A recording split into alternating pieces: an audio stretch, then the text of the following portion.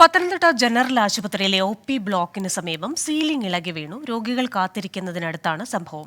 തലനാരിഴയ്ക്കാണ് അപകടം ഒഴിവായത്. ഇവിടെ രോഗികൾക്ക് ഡോക്ടർമാരെ കാണുവാൻ വേണ്ടി വിശ്രമിക്കുവാൻ വേണ്ടി ചെയ്തു വെച്ചിട്ടുള്ള ഈ ഭാഗം ഇന്ന് രാവിലെ 9:30-ക്ക് ഇടിഞ്ഞു വീണ് കേരളത്തിലെ മുഴുവൻ പത്രമാധ്യമങ്ങളും ചാനലുകളും റിപ്പോർട്ട് ചെയ്തിട്ട് പോലും ഈ ഭാഗത്തേക്ക് തിരിഞ്ഞു നോക്കുവാൻ ബഹുമാനപ്പെട്ട ഈ മണ്ഡലത്തിൻ്റെ MLA കൂടിയായ ആരോഗ്യവകുപ്പ് മന്ത്രിയെ പ്രതിനിധീകരിച്ചുകൊണ്ടോ ഒരാൾ പോലും ഇവിടെ എത്തിച്ചേർന്നിട്ടില്ല എന്നുള്ളത് പത്തനംതിട്ടയിലെ സാധാരണക്കാർ ജനങ്ങളോടുള്ള വെല്ലുവിളിയായിട്ടാണ് ഞങ്ങളിത് കാണുന്നത്. കോൺഗ്രസ് കൗൺസിലർമാർ ആശുപത്രിയിൽ പ്രതിഷേധിച്ചു. വിവരങ്ങളുമായി ചേരുന്നത് പത്തനംതിട്ടയിൽ നിന്ന് ശ്രീജിത്ത് ശ്രീകുമാരനാണ്. ശ്രീജിത്തെ, സാധാരണക്കാരായ ആളുകളുടെ ആശ്രയമാണല്ലോ ഈ സർക്കാർ ആശുപത്രികൾ. അവിടെ എന്താണ് സംഭവിച്ചത്? ഇത്തരത്തിൽ സുരക്ഷാ പ്രശ്നങ്ങൾ അല്ലെങ്കിൽ ഈ കെട്ടിടത്തിന് തകരാറുണ്ടെന്നൊക്കെ നേരത്തെ അറിയാമായിരുന്നു?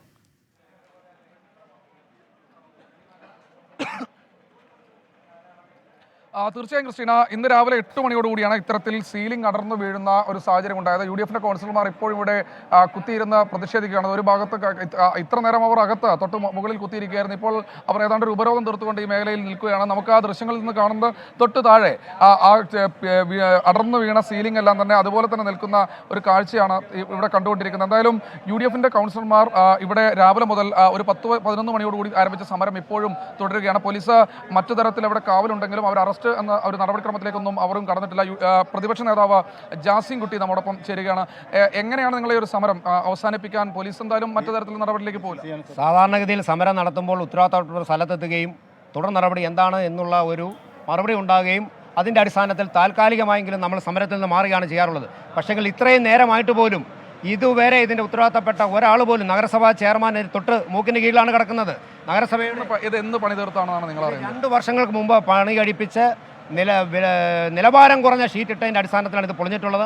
ഇതുമായി ബന്ധപ്പെട്ട് സമഗ്ര അന്വേഷണം വേണം. ഇത്തരത്തിലുള്ള ആശുപത്രിയിലെ നടപടികൾ നിർമ്മാണ പ്രവർത്തനം നടത്തുമ്പോൾ ടെൻഡർ ഉണ്ടോ എന്ന് പരിശോധിക്കേണ്ടതായിട്ടുണ്ട്. ഈ വിഷയത്തിൽ DCCയുടെ ജനറൽ സെക്രട്ടറി കൂടി നമ്മോടൊപ്പം പ്രതികരിക്കുകയാണ്. ഈ വിഷയത്തിൽ പറയാനുള്ളത് ഈ ഒരു ദയനീയ അവസ്ഥ എന്താണ്? ഷീറ്റിന്റെ ഇവിടെ ടെൻഡർ എടുത്ത പണികളൊന്നും നടക്കുന്നില്ല. അപ്പോൾ തോന്നുന്നവർ നിങ്ങൾ ഇവിടെ വന്ന് നിൽക്കുന്നു, ആരും വന്നില്ല. 10 മണിയായപ്പോൾ ഞാനിവിടെ വന്നു. ഇനിയിപ്പോൾ 12:30 ആകുന്നു. ഇതുവരെ ഒരു മനുഷ്യർ വന്നില്ല. അതാണ് ഈ ഭരണത്തിന്റെ ഉത്തരവാദിത്വം എന്ന് പറയുന്നത്.